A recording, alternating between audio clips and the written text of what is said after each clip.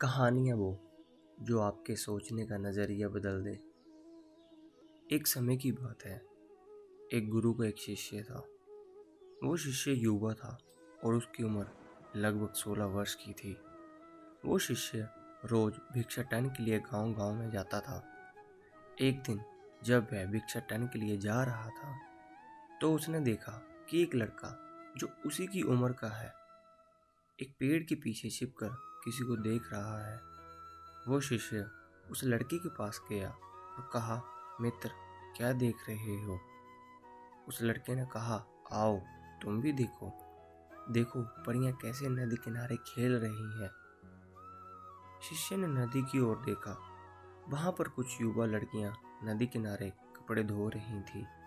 शिष्य ने कहा, मित्र, ये तो सिर्फ लड़कियां कपड़े धो रही हैं, तो इसमें छुपकर देखने जैसा क्या है?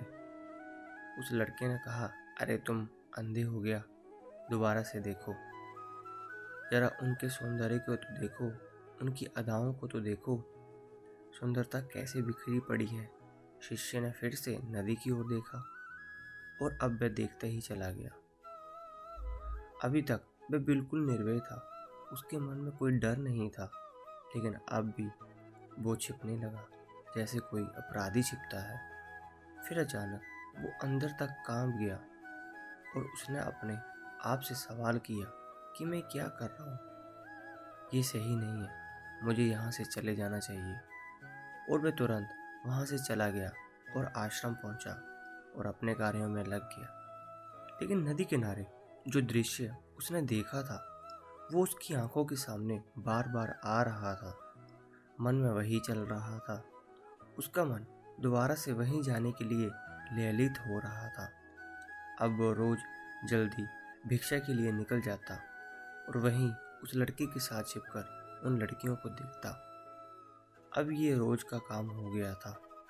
उस शिष्य का मन आश्रम के कार्यों में नहीं लग रहा था। वो हर काम को आधा अधूरा ही कर रहा था। वो अलग ही दुनिया में खोया रहता था। जब गुरु से शिक्षा दे रहे होते तब भी उसका मन वहाँ नहीं होता। गुरु ने अपने शिष्यों की इन हरकतों को भांप लिया।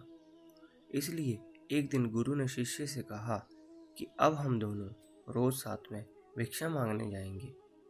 शिष्य ने थोड़ा डरते हुए कहा, नहीं गुरुदेव, आप परेशान क्यों होते हो? मैं अकेला ही भिक्षा ठीक से मांग सकता हूँ। गुरु ने कहा, ठीक है, तो फिर तुम अकेले ही चले जाना। शिष्य आश्रम से भिक्षा मांगने के लिए चला गया।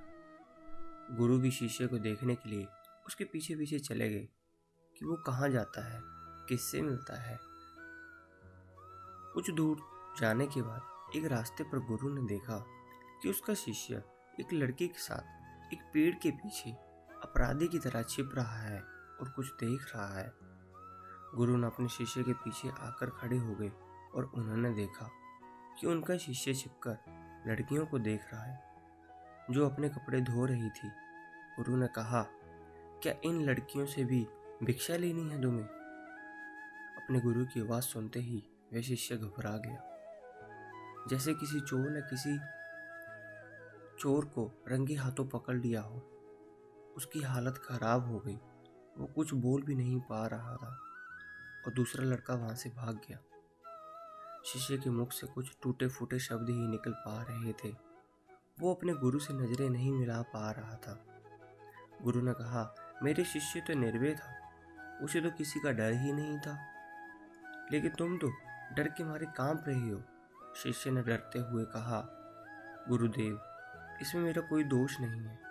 उस लड़के ने मुझे बहका दिया था। आपकी शपथ खाकर कहता हूँ कि मैं अब ऐसा दोबारा नहीं करूँगा। मुझे माफ़ कर दीजिए। गुरु ने कहा, कोई बात नहीं पुत्र, लेकिन इस बात का ध्यान रखना, हम जैसी संगति करते हैं वैसे ही विचार हमारे अंदर होने लगते हैं।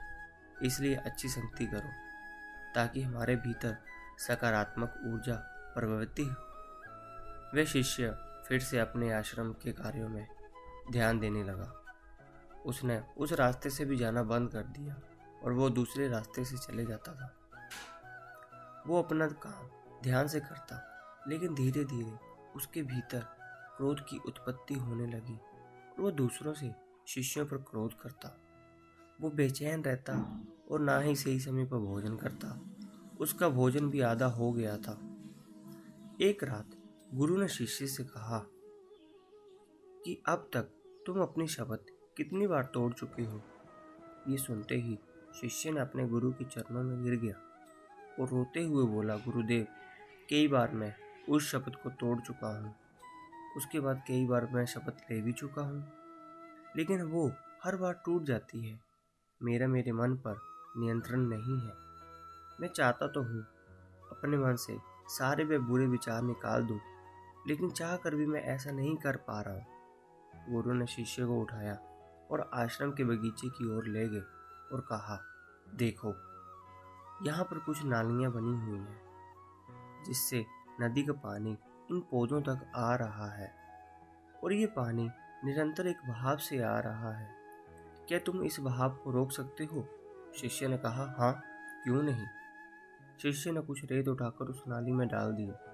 वो पानी थोड़ी देर के लिए रुका और फिर से उस रेत के ऊपर से निकल गया। गुरु ने कहा, अरे, ये पानी तो रुका ही नहीं। इसके बाद शिष्य ने कुछ कंकड़ पत्थर उठाकर इकट्ठे किए और उस नाली में डाल दिए और पानी थोड़ी और देर के लिए रुक भी गया, लेकिन फिर से उन कंकड़ पत्थरों के ऊपर से वो पानी निकल गया। गुरु ने कहा, शिष्य, ये क्या है? मैं अगर शपथ लूं कि इस पानी को रोक दूंगा, तो क्या मैं रोक नहीं सकता? शिष्य ने कहा, क्यों नहीं गुरुदेव, मैं अभी आपकी शपथ पूरी कर देता हूँ। इस पानी को तो मैं रोक ही सकता हूँ। कुछ देर बाद वो शिष्य बड़ा सा पत्थर लेके आया और उस नाली पर डाल दिया। पानी रुक गया। शिष्य ने कहा, देखो गुरुदेव, पानी रुक गया, आपकी शपथ पूरी हो गई। गुरु थोड़ा सा मुस्कुराए और कहा, ध्यान से देखो, पानी रुका नहीं है।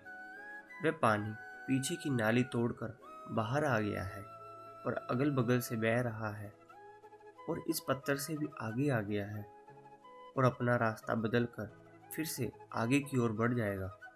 और थोड़ी देर में ऐसा ही हुआ। गुरु ने कहा, और अपना रास्ता बदल कर वह फिर से आगे की ओर बढ़ जाएगा। कि तुम्हारे साथ भी ऐसा ही हो रहा है। तुम बार बार शपथ ले रहे हो और हर बार तुम्हारी शपथ पानी को रोकने वाले पत्थर की भांति बड़ी होती जा रही है और वो हर बार तुम्हारी शपथ टूट जाती है और ये हमेशा ही टूटती रहेगी। कितना भी बड़ा पत्थर तुम चाहे रख लो, पानी तो अपना रास्ता बना ही लेगा। ये देखकर शिष्य नाराज हो गया और कहा, हे गुरुदेव, क्या कोई रास्ता नहीं है कि मैं अपनी शपथ पूरी कर सकूं और मैं सही रास्ते पर चल सकूं, बुरे विचार मेरे मन में ना आए। फिर गुरु शिष्य को उस नदी के पास ले गया जहां से पानी आ रहा था। गुरु ने कहा, ये पानी इस नदी से आ रहा है और अगर हम यहीं उस रास्ते को बंद कर दें जिससे ये पानी बगीचे में जा रहा है, तब हमारी शपथ पूरी हो सकती है। शिष्य ने कहा, अवश्य, मैं इस पानी को यहीं से बंद कर देता हूँ, तब आगे पानी जाएगा नहीं और आपकी शपथ भी पूरी हो जाएगी। शिष्य ने नदी से निकलने वाले रास्ते को भरपूर मेहनत करके पत्थर से बंद कर दिया, परंतु फिर आगे गुरु ने कहा, पत्थर से बंद कर दिया, परंतु फिर आगे गुरु ने कहा, एक बात बताओ, अगर हम इस पानी को और अधिक खोल दें, 2 गुना, 4 गुना या 10 गुना, या पूरी नदी का पानी बगीचे की ओर मोड़ दें, तो क्या होगा? शिष्य ने कहा, तब गुरुदेव, बगीचे में जितने पेड़ पौधे हैं वे सब नष्ट हो जाएंगे, वहाँ कुछ नहीं बचेगा। गुरु ने कहा, तो समझो इस बात को, हमें किसी चीज को रोकना नहीं है, हमें शपथ नहीं लेनी है, हमें सिर्फ संतुलन कायम करना है। ज्यादा पानी से पौधे नष्ट हो सकते हैं और कम पानी से पौधे नष्ट हो सकते हैं। जीवन पनपता है तो संतुलन से ही जीवन चलता है। शिष्य ने कहा, लेकिन गुरुदेव, हमारे मन में जो बुरे विचार आते हैं उन्हें मैं कैसे रोकूंगा? गुरु ने कहा, रोकने की आवश्यकता है ही नहीं। जो भी विचार तुम्हारे भीतर है तुम्हारे ही कारण है। उन कारणों पर चिंतन करो और कहीं ऐसा तो नहीं कि तुमने नदी का पूरा पानी अपने बगीचे में छोड़ दिया है, इसलिए हर तरफ पानी ही पानी दिखाई देता है। कोई जीवन नहीं, कोई ऊर्जा नहीं, कोई पौधा नहीं, केवल पानी, काम वासना का पानी। शिष्य ने कहा, मुझे जगाने के लिए आपका बहुत बहुत धन्यवाद गुरुदेव। उस दिन वह शिष्य रात को बहुत चैन की नींद सोया। सुबह अपने कार्यों को पूरे मन से किया और उसी रास्ते से गया जहाँ वो लड़का उस पेड़ के पीछे आज भी छिपा हुआ था। वो उस नदी पर पहुंचा जहाँ पर लड़कियां कपड़े धो रही थी। उसने लड़कियों से पानी मांगा। उनमें से एक लड़की ने उसे पानी पिलाया और उस शिष्य के चरण स्पर्श किए। शिष्य ने हाथ ऊपर उठाया और कहा, तुम्हारा कल्याण हो। कहानी के सार में हमें दो सीख मिलती है। पहली सीख, संगति हमेशा सोच समझकर करनी चाहिए। जैसे खरबूजा खरबूजे को देख के रंग बदलता है, उसी प्रकार से हर व्यक्ति पर संगति का असर पड़ता ही है। कहानी की दूसरी सीख हमसे कहती है कि जीवन में किसी चीज को जबरदस्ती रोकने का प्रयास नहीं करना चाहिए, बल्कि चीजों को संतुलित करने का प्रयास करना चाहिए। जिस प्रकार से भोजन में अगर नमक की मात्रा अधिक हो जाए तो भोजन बेस्वाद हो जाता है, और यदि नमक की मात्रा कम रह जाए तो भी खाना बेस्वाद हो जाता है। उसी प्रकार से हमें जीवन हर चीज को संतुलित रखना चाहिए। सेक्स, घूमना, खाना, बात करना, पैसा कमाना, पैसा खर्च करना, पैसा बचाना, दोस्त बनाना, ये सब हमारी सामान्य जरूरतें हैं। इन्हें नियंत्रित करने का प्रयास ना करें, केवल संतुलित करने का प्रयास करें। मैं आशा करता हूँ आपको हमारी कहानी अच्छी लगी हो। अगर आपको हमारी कहानी अच्छी लगी है तो आगे से आगे शेयर करें, चैनल को सब्सक्राइब करें और लाइफ इंस्पिरेशन चैनल को सब्सक्राइब करें, ताकि इसी प्रकार की मोटिवेशनल कहानियाँ मैं आपके सामने रख सकूँ। धन्यवाद।